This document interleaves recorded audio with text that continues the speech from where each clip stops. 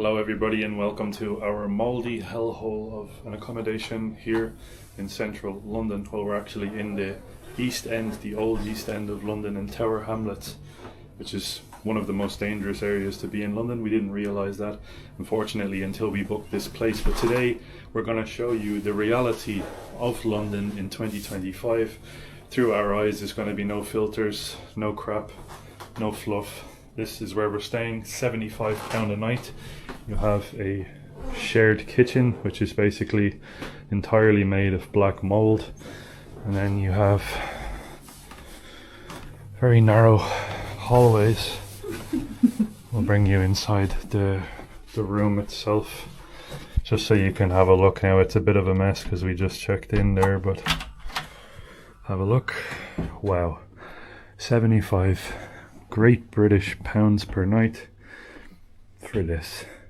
It's basically a box room that is smells of cigarettes. But let's go outside. Let's go out to the streets of London and see. Expectations are not very high, to be honest. Now, in preparation of leaving the house in London, you want to remove all jewellery, everything that you love and hold dearly to yourself. Hide it away and make sure to close all of your bags.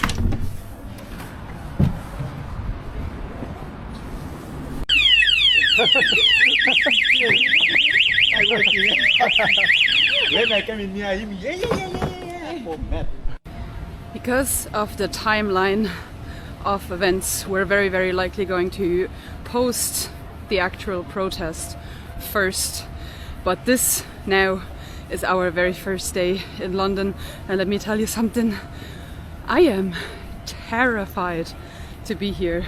We traveled so many countries, lots of them dangerous as well, but this really takes the cake. I never wanted to come to England. I was never interested in coming here because I know it's a dangerous place, and well, this is our very first impressions. Hello? Are you okay? I don't have nuts. I'm sorry. You alright?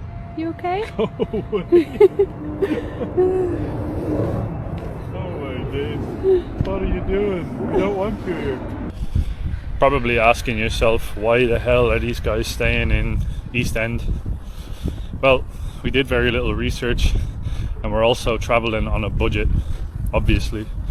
We spent most of our travel so far in Asia, and if you don't want to spend 150 to 500 plus pounds per night, you have to come to some of the lesser privileged areas, I guess.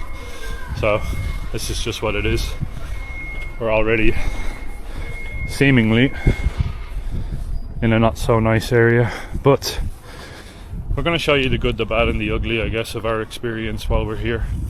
We're only in London for a very short time, the main reason being for the 13th, but yeah, we're going to show it as it is. This, what I'm doing right now, is something that you have to be very careful of while being in London. Phone snatching is a huge thing. There's literally gangs that operate here in London that will snatch the phone clean out of your hand. So I have a crossbody bag with me today, strapped closely around my chest. I'm going to be basically taking it in and out as we go. But yeah, it's a shame when you have to think about these types of things. We had to take off all of our jewellery. We both have wedding rings. I have a nice watch. All of that stuff can't come with us as we go out to explore the streets of London today. So we made it to Stepney Green. And believe it or not, we wanted to take the underground from Stepney towards the centre of London. But there's strikes on the underground. So there's actually no trains running at the moment. So the stations themselves are quite literally empty. Now this seems to be a pretty old station. It's actually quite cool looking from the outside, but it looks rather desolate. But there's nobody actually using these stations because strikes are on conveniently, perfectly timed right around the time of the protests that are happening during the weekend. So what we're going to do today is basically just walk. We're going to walk from East End, so from Stepney, from Mile End, towards the centre of London. And yeah, we're going to be on foot basically all day, documenting the whole experience. So that's going to make it probably even more interesting, because we're not going to be taking public transport because we can't. I was just going to talk about how interesting this is, that they have an ATM built into an old phone box, and it's just been completely defaced, and you've got different stuff all over it, from the Palestine crowd to the pee-pee poo-poo man. It's an interesting little thing. You don't see these things in Ireland.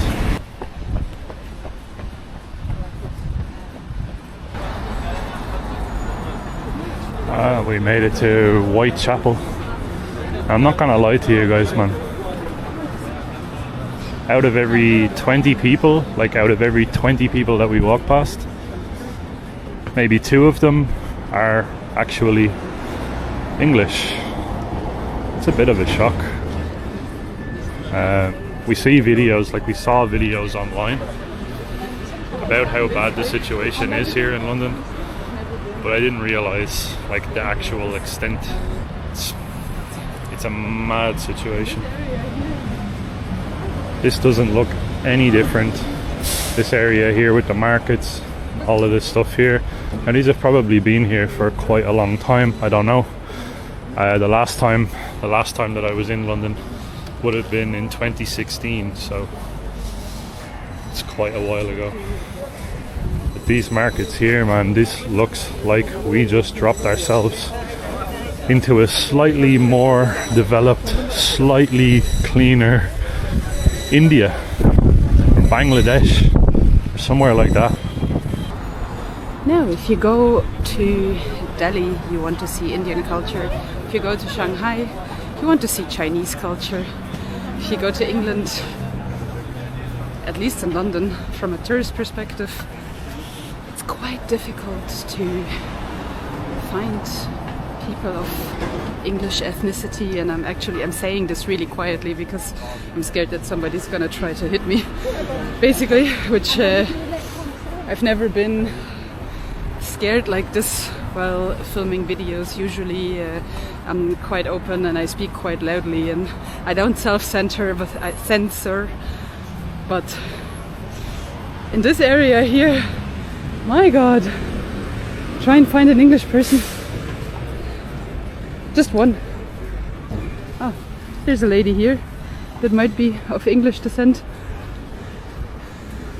Holy. This is what you get when it's taken a little bit too far, I suppose.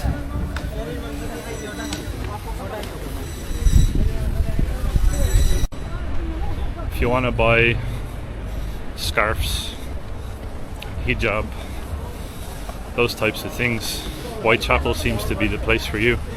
They also have typical English food as well. You've got shawarma, you've got halloumi, beetroot and feta, beef shawarma, chicken shawarma. It's all halal as well, so right in line with the history of England, I want to say. They've got falafel too, very typical English food. You can get 4 for £10 as well. Wow, an absolute bargain, isn't it? Good bargain. Super bargain. Not bad.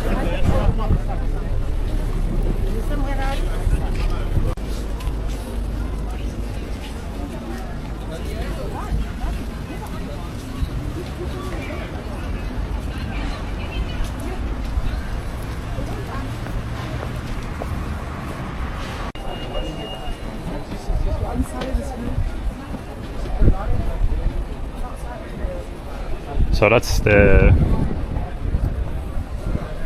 language that's being used in England now. I always thought it was English, coming from Ireland where we used to speak Irish, and now we speak English. I've never seen Changed. this. I've never seen this in Europe. This is insane.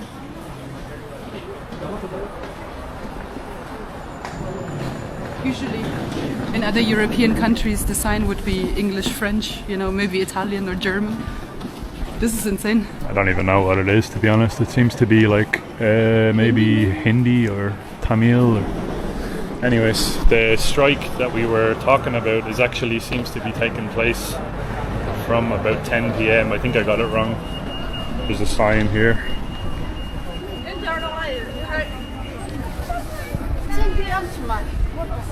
So from then on you basically need to figure out the buses, but that's alright, we're going to walk anyways because I think I'm enjoying walking around here. Right now the larger trains seem to be operating, some of them, but the underground seems to be entirely out, and then just kind of certain trains are operating, but you know, very convenient at a very good timing when lots of people are going to come to London for the strike, for the protest, not for the strike.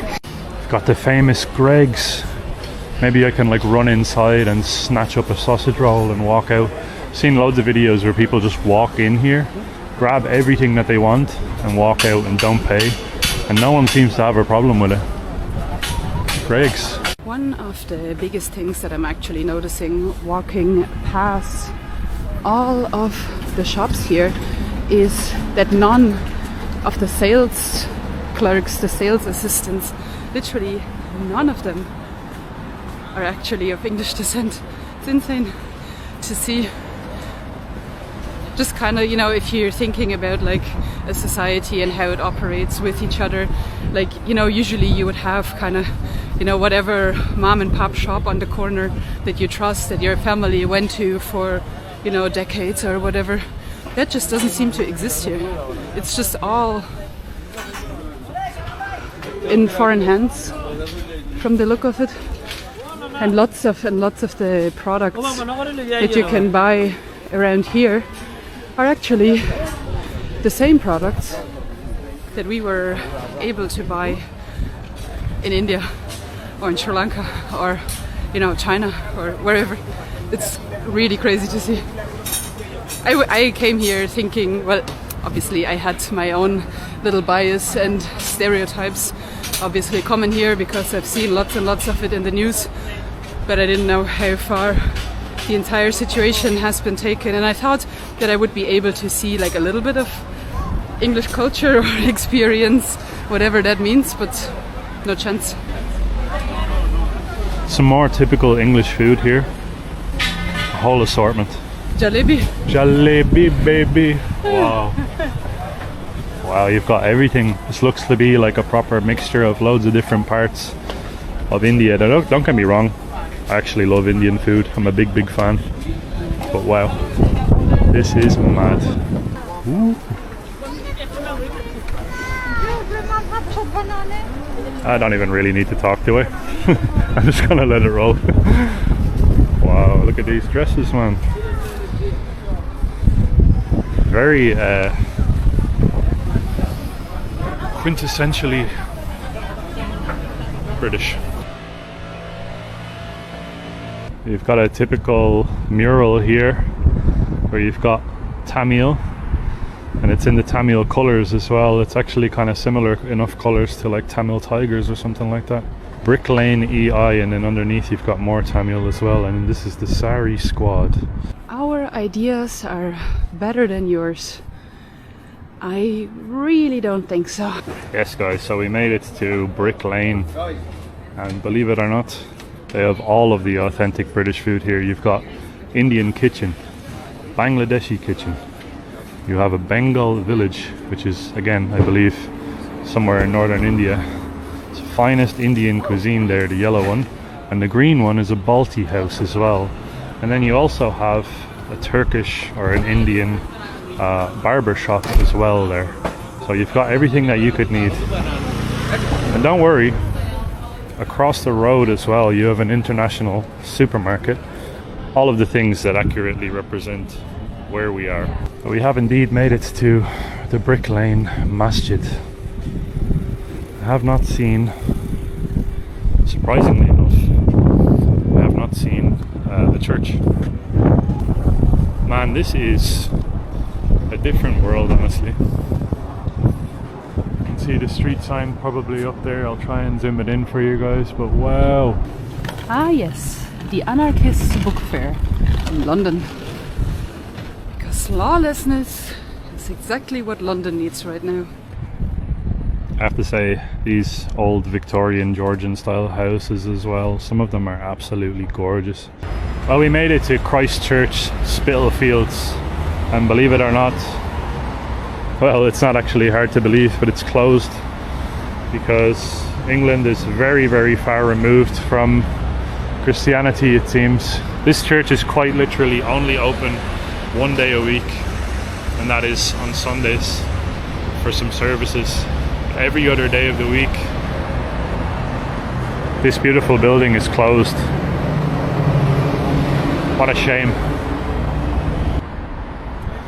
Just across the road from this beautiful chapel here, we've got the 10 Bells, which looks like a proper English pub.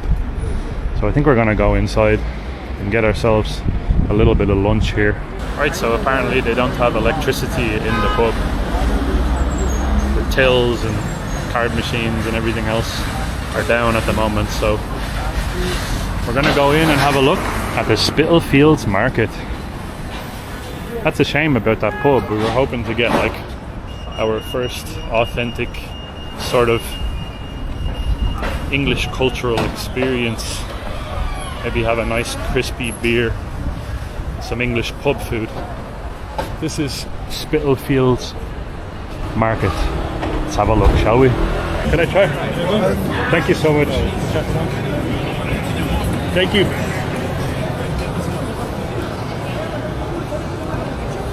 It's like a buttery naan bread.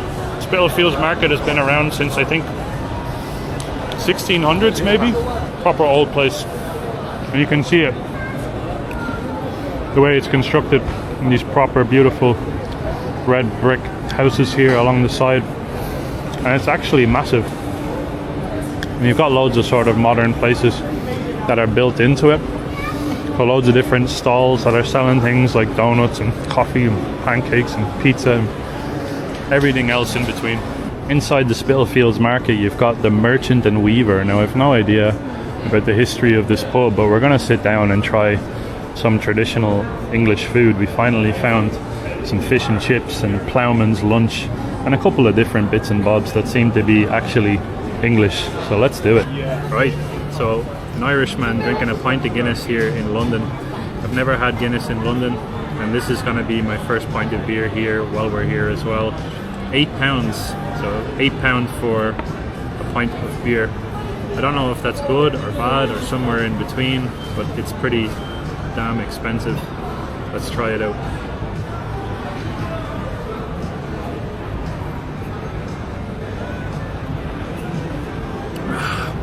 I didn't even get close to splitting the G, but that's actually not half bad. It's cold, creamy, not bad at all. For £8, it's pricey, but where we are in the middle of Spitalfields Market, I guess it's to be expected.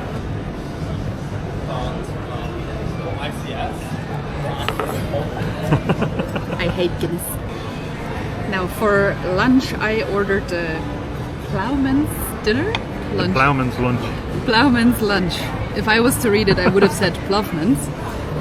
It's the ploughman's lunch. It's a pie with some chutney. Proper pork pie. Proper pork pie. Never had a pork pie in my life. This is the very first time. Putting some chutney on it, I guess. I don't know. Oh, it's cold. I thought this was going to be warm. It's very good though. Very nice. Actually, surprisingly nice. Chutney is, I think, like onions and maybe some apples or something like that. Some nice blue cheese in there too. It's been so long since we had proper blue cheese. Loads of different types. Like I think there's 2 different types of cheese in there, and then you've got sourdough bread as well next to the pork pie. And some apple. It looks amazing. Oh, that's actually really tasty. All of the people out there that always say that England doesn't have any good food, I think this is pretty good food. pork pie. You can't come to England and not try one of those. And you also can't come to England and not try a fish and chips. So I went for the traditional fish and chips.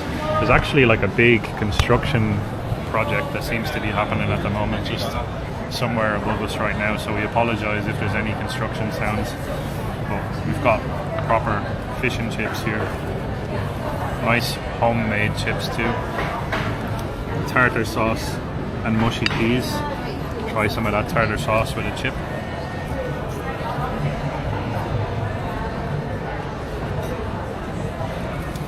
Wow, I've missed that. Look at the quality of this fish. Real fresh battered cod go into the tartar sauce as well. Look at this. That's the money shot right there.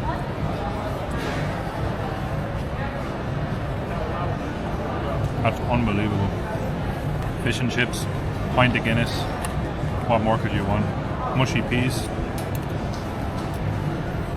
Never been a fan of peas. These are actually decent. What do mushy peas taste like? Just peas. Is it literally just squashed peas? Just squashed peas. Can I try? Yeah.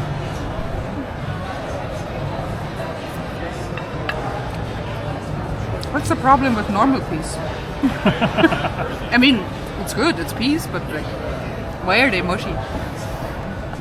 Total cost for all of this food, £17 for the fish and chips. I think it's £15 for the ploughman's lunch, £8 for my Guinness, and then I think maybe £2 or £3 for the Diet Coke. £4 for the Diet Coke. It's a pricey meal, but it's good food though.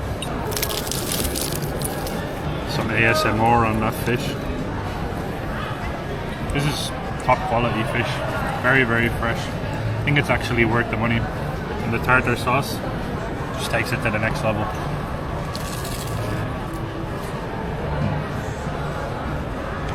Very, very good. Fuel for the rest of our day here.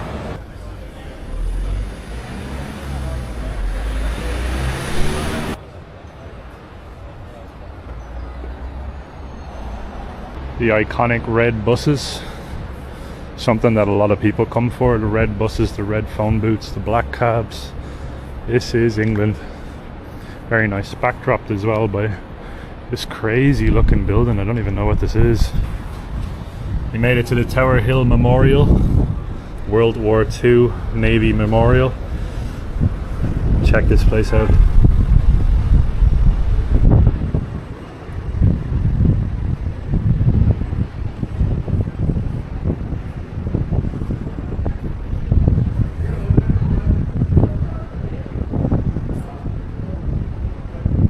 Beautiful.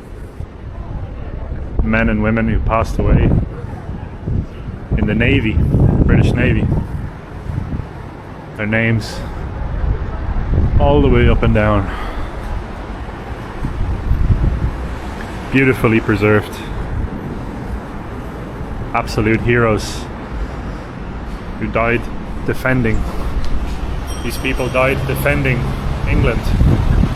And nowadays people encourage, there's a lot of people that are actually encouraging people to spill across the border into this country. And now without one single bullet being fired, it feels like it's a very, very changed city, I can tell you that much.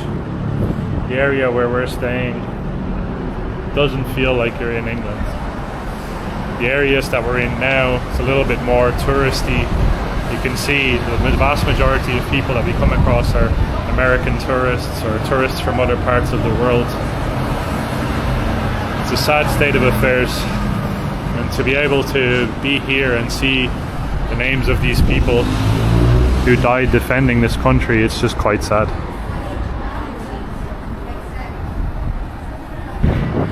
On this side you actually have the First World War, so 1914 till 1918, and then on the other side you have the Second World War.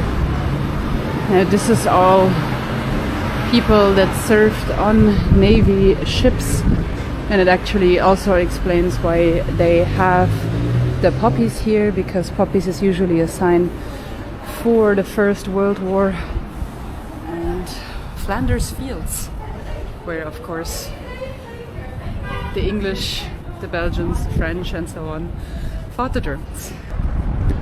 And the grounds here of the memorial itself, absolutely stunning, perfect. It's gorgeous. It's kind of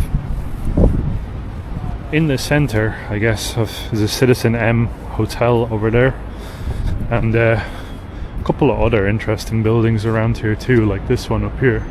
I'm not too sure what that is, to be honest. Looks like a statue of a Greek god or something like that up there. Now I actually got it. So this rondel here is Second World War, so 39 till 45. And then the straight hall across is this hall here, First World War. 1914 till 1918. So this here is World War One, and behind me here is World War Two. Wow. It wasn't entirely obvious at the entrance. I got a little bit confused. Yes. There's a homeless gentleman over there on the bench in the World War Memorial. That's an interesting contrast to the modern state of affairs here in London, but nonetheless, have a look at this. It's beautiful. This bench here says, "To the memory of Lieutenant Colonel General J. Stevens, TD, late president of Ye Old Musketeers Club, in recognition of his services to charity in the 11th of March 1971.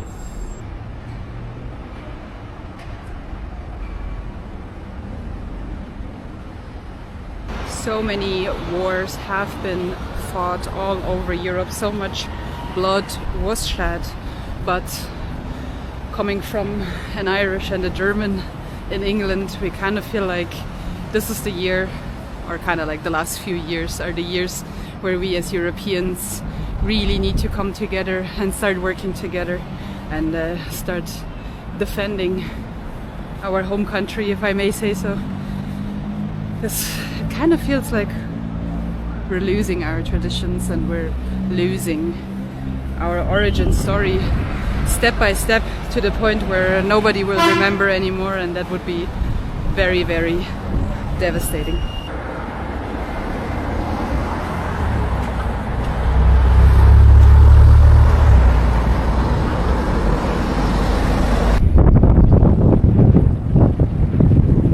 Abduct a few children or what? Made it to the Tower Bridge, the iconic Tower Bridge, of course. And from here it looks like you can take lots of different sort of water taxis, Thames water taxis. And you can also, of course, see the river itself, but it's kind of very brown and lots of garbage is swimming around here. It's proper filthy. It's proper dirty, yeah. But you do have a nice view sort of over the skyline of London itself. And then over here you also have a large warship that now is a museum, which I believe is from Belfast. So generally a cool place to come to, and you can sort of walk along here, the pier, and then probably over there or over the Tower Bridge itself, cross over to the other side. Of course you can take a bus, but walking is kind of nicer, I think, especially when you have a little bit of nice weather going, which is very rare in this area, so you definitely have to use it the second that the sun comes out. This type of stuff, by the way, I think is really disgraceful. There's a lot of homeless people in London, but if you are homeless and it's raining like it is right now, they've got these things here and they actually stop. They're made to stop homeless people from sleeping under the shelter, which, man, that is not nice. The London Wall dates back to about 200 AD, all the way back towards the Roman Empire. The history in this city is unbelievable. Tower of London in the back as well. Very beautiful, although the weather, not so much. In typical English fashion, we're stuck. We are literally stuck in the side of the road now. Torrential downpour. Oh man, this is grim.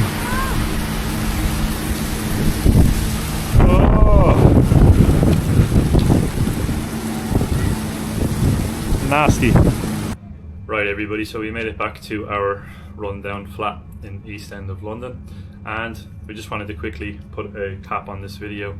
We got caught in the rain yesterday. We had to come back and dry ourselves off, but London, Europe, the whole situation, it doesn't feel good right now. It actually feels like it's sort of at a boiling point, and this is the whole reason why we decided to come back and start making these types of videos. These types of videos are not intended to turn up the temperature or do anything to the temperature of the situation.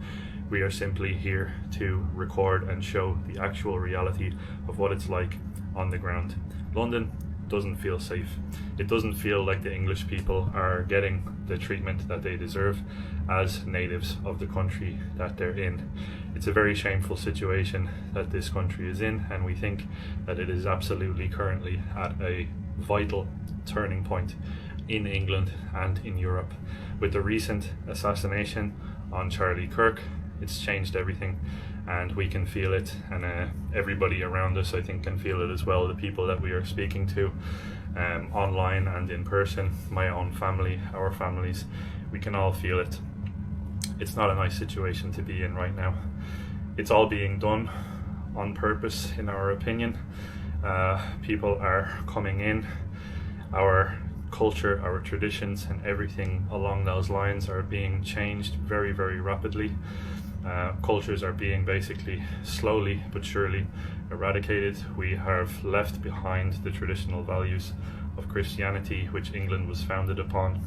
English flag, the St. George's flag, the Union Jack.